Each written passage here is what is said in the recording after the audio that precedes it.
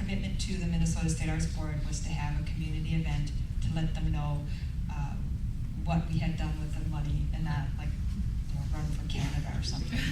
So in that time, we photographed 100, or I should say, I was the Korean adoptee paparazzi. I photographed 100 people throughout the state of Minnesota, and Hee-Won Lee, who was my initial collaborator, did the design, the first design of the book, and did our kickoff event of our dream project. So now I say this, 2005, and you're going, okay, 2005, 6, 7, okay, that's over 5 years. So it was a project that was 6 years in the making, and I'm here to tell you partially why it took this long. And one of the reasons is that I met a boy and got married and had a baby, and then Hee-Won met a boy, got married and had a son. And as the project evolved, we included other collaborators. Kim Park Nelson, who did oral histories as part of her academic PhD studies at the U of M, and she did oral histories for our book. And Jae-Ron Kim, who's now a social worker, did the foreword and the history of Korean adoption in Minnesota, and we have that included as our book. So it just kept growing and evolving into the book that it is, and without them, it wouldn't have been as complete as what I considered a history resource for our community. It would have been, back in 2000, a yearbook of Kim's friends. And the goal of the book was to represent all of us, and that means anywhere from 6 months old to 20-year-old to 30 to plus 40. I say that because I'm closer to that age. But that is our community. It wasn't just 20-year-olds at that time. And so the goal always for this book was to always document our community as a part of Minnesota history, and that it needs to be acknowledged, and it needs to, people need to be aware that we are a part of the Minnesota population, that we are an invisible immigrant, and that was our mission for the book. And so in terms of future projects, I do hope that I can create a series, because as I've said before, there's probably 150 in this book, and there's now anywhere 13 to 15,000 of us, so there's some work that needs to be done. And I hope that I can still continue to do this. So I think my 47 seconds are up.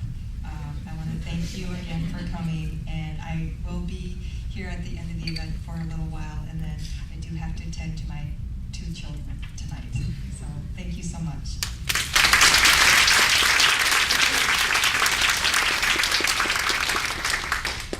So could people still buy your book, Kim? Yes. How much is your book? It is $20. Okay, so $20 if you want to take a look at her book and, more importantly, buy it. It would be my pleasure. Okay, now we're going to have a short film from the Korean Adoptees Ministry. I met President Korean Welfare Society, one of the oldest adoption agency, Reverend Myung Kim. He told me original adoption agency task was find a nice home, then their job's done. So they didn't even keep record of adoptees, because find a nice home. Because of that, they didn't expect. They grown and then become adult, they come back, visit, and searching their birth parent. And then they begin to shock. What can we do? And Mrs. Han is the pioneer contribution, make a deep connection on that aspect. So when I came here in 1974, I didn't know there is Korean adoptees live in this town. Later I found there's over 10,000. And first Korean adoptee indirectly I met through my advisor. Advisor said, do you know I have children? I have daughter and son. And they show me and his children. I expect blue eye and gold.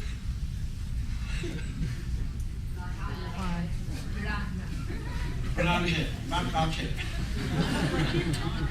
And then it's Korean. That time I was speechless, and then somehow I feel shame. I don't know why. I feel deep, deep shame, and I'm embarrassed.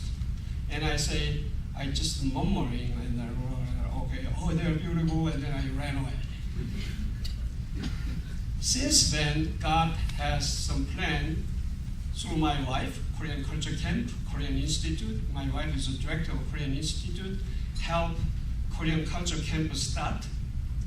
And here's Dr. Byung-Yun Lee is a pioneer as a founding board members. Could you stand up? And his wife, could you stand up? And then Mr. Chen, to stand up.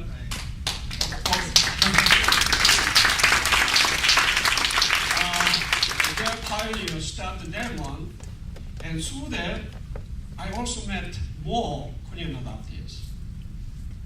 And long story short, all they need, deep connection. Not only their adoptive community, but they also need Korean families, Korean community. Many adoptees, even though they don't understand Korean, they visit Korean church. But as soon as they found they are not one of the Kims or Lees or Parks, Korean people usually not nice, not friendly to them. Many adoptees really hurt. So someone confessed like, I was abandoned by my birth mother. Now I revisit Korean community, they gave me cold shoulder. So I abandoned again. I hate in my bloodstream that kind of a cruel, unkind bloodstream. So that's really hurt my wife and me. And at the same time, the 1 John 4:20, if you say, I love God, but you hate your brothers and sisters, you are a liar. Because you cannot love unseen God unless you love the brother you have seen. That's really hurt me. And then we began to help them. So now, deep connections. So root and love. Root means Korean identity. Love means Jesus, God's love. So two identity we try to build, tear down those three worlds, and then make a connect.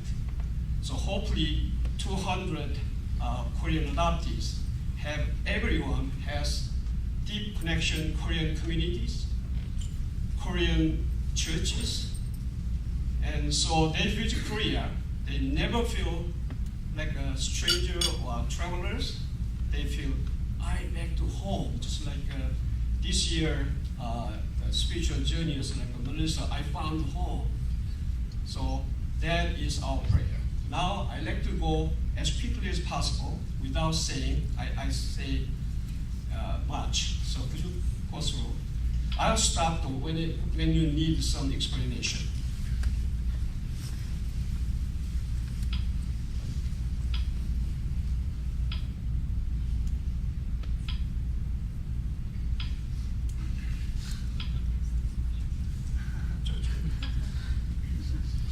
Can you see the sign over there and this sign?